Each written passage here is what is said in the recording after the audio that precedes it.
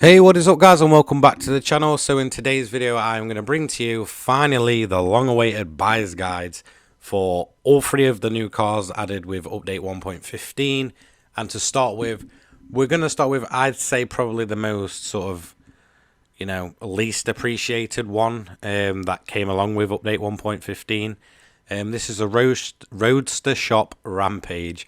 It's basically based on a Camaro, heavily modified, all sorts of good stuff. Huge, wide arches, big wing. For me, it is definitely a really, really good looking standout car. But I feel like when this got revealed to be the car, I think a lot of people got confused because they didn't know this thing existed. And a lot of people were thinking, oh, we're getting a new drift car to sort of like go along with the BRZ that we have. And yeah, it just turned out not to be the case, and I feel like this is the one that gets sort of the least amount of attention out of all the three. As you can see, it is the cheapest one though, by quite a margin. It's only 300k. Obviously, that's not really anything with the economy we have in GT7 currently. 300k is nothing. Is it worth 300k though? Let's find out. Okay, so where do I begin with this car? It's sort of like, I don't know how to explain it, but it's in a weird place in Gran Turismo for me, where it sort of has all these race car looks, but obviously it's pretty much categorized as a street car, I believe. You can correct me if I'm wrong, but as far as I know, it doesn't go in sort of the race category. It's sort of one of them cars that I feel like, because it won't probably ever feature, or really ever feature, in sort of some of the sport mode races that we have each week, it may just fly under the radar and be completely forgotten about, and then in a couple of years time we'll be in a new update, and people will be like, oh, does anyone remember the Roadster shop Rampage? Sorry, a bit of a tongue twister for me. I'm still not 100%, so my voice sounds weird. I am very sorry about that. Yeah, I just feel like it's going to be one of them cars that came in an update and sort of got forgot about straight away. No matter how cool it looks, or how it sounds, I just feel like it's going to be a bit of a forgotten car, sadly. But for me, I did sort of ask the question: is it worth 300k? Yes, because for me that's quite cheap, especially for like Gran Turismo 7 prices. It's nothing. That's just like throwing a pound at someone and being like, yeah, I'll have that car please. Especially when we've got cars that go for like 20 million, and I'm not gonna lie here, a lot of the more expensive cars are trash.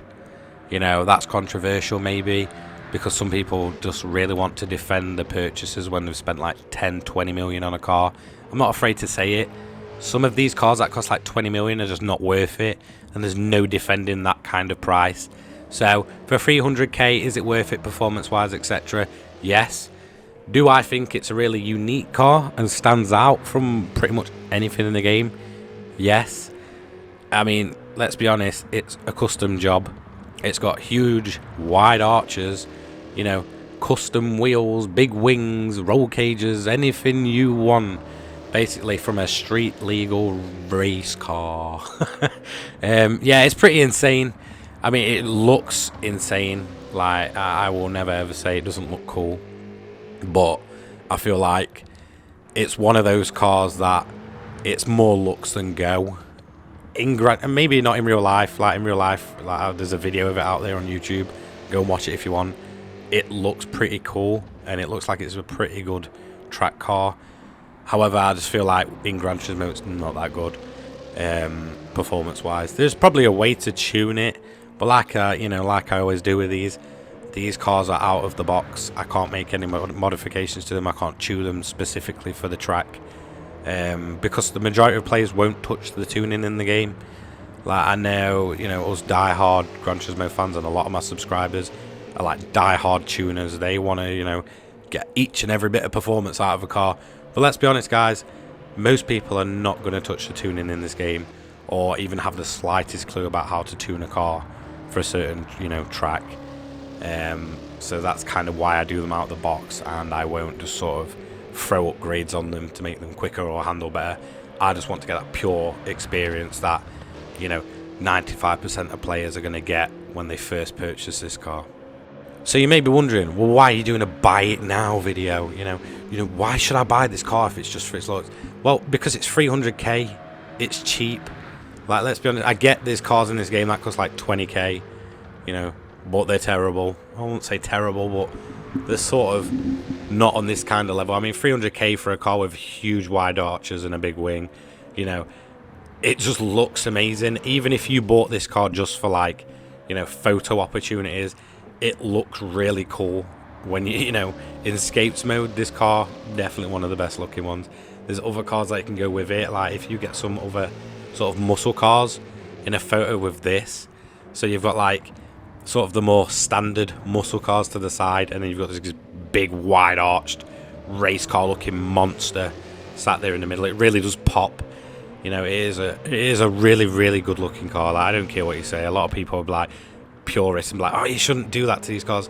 Well, if that's the case, then you've never ever heard of Trans Am racing, because they are some of the most insane wide looking cars from America I've ever seen. And, you know, I'm from the United Kingdom. You know, a lot of people like really purist over here, and you shouldn't touch cars and that. But I mean, if America are just, you know, going crazy with some of their cars, then, you know, why not? Why should this car not be, you know, have the wide arches or the big wing? Or, you know, you don't always have to be purist to make a cool looking car. Like, this car just stands out. It's a custom job, really, isn't it? So I'm glad it's in the game.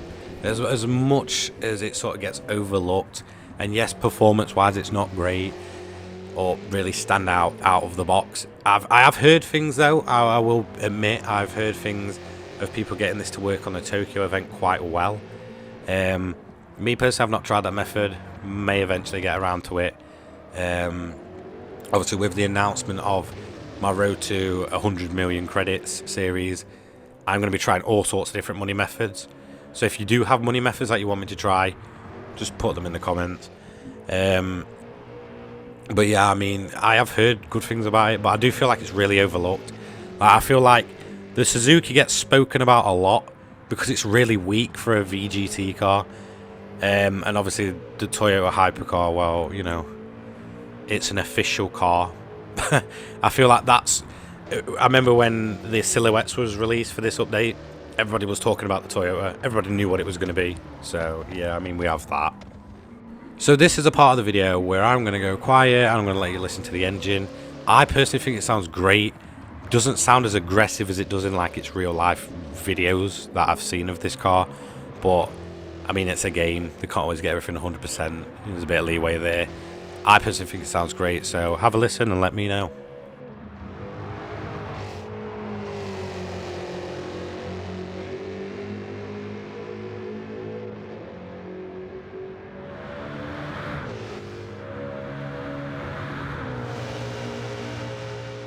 So, for me, this has like a really unique sound. It sounds a bit like a NASCAR from the early 2000s, mixed with like the grumble of some of the more modern GT3 cars like the Bentley.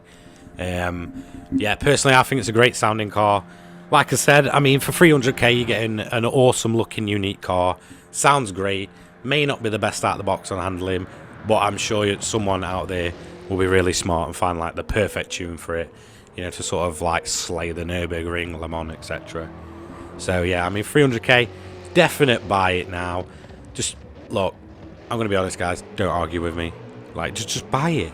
It's 300k. Like, it's not 300 million or even 3 million. We'll talk about that in another video. But like I said, I mean, I am covering all these cars, and for me, it is a must buy. It's an enjoyable car. As you can see, this is the onboard footage. Like I said, I mean, someone requested it, I put it in the video. So if there's anything else you actually want to request, you know, while I'm on this subject, let me know, because these buyer's guides, I like to evolve them and sort of improve them over time. I feel like this is like the mainstay on my channel currently. We've got like over 400 cars to get through. I feel like we've got through like probably about 15 at this point, maybe a few less, I'm not quite sure. So we're barely scratching the surface. You guys seem to love these videos, you know. The titling, you know, of buy this car now, yes, that is pretty much the title for my buyer's guides. It sort of stands them apart from the other ones. Obviously, if I don't like a car, I do put them like, you know, this is the worst car. This car is absolute trash. So, yeah, I do sort of title them appropriately. If you see one that's a bit sort of slating the car, then it's a poor car. But like this, it's a buy it now car. So let's go on to the individual sectors. Overall, we did a 7 minute 33.9. Pretty slow. But like I said, I mean, the car's a bit of a handful. It's not the best out of the box. But do I think with the right tune you could easily shave 20 seconds off that? Probably. Like I said, I mean, I can't really tune these cars, so I can't mess around with them for this specific run. But I can guarantee there's a lot faster times out there with this car. So, overall, it puts it 14th. It's actually still faster than the Muse S2000, which is actually a bit of a surprise. So, although it's the second slowest, it's still beating probably one of my favourite cars in the game. So speed's not everything, guys. So, right, that's going to be the video. Don't forget to leave a like, comment, and subscribe. I make this kind of content each and every day. Thanks for watching, guys, and I'll hopefully see you all in the next one. Cheers.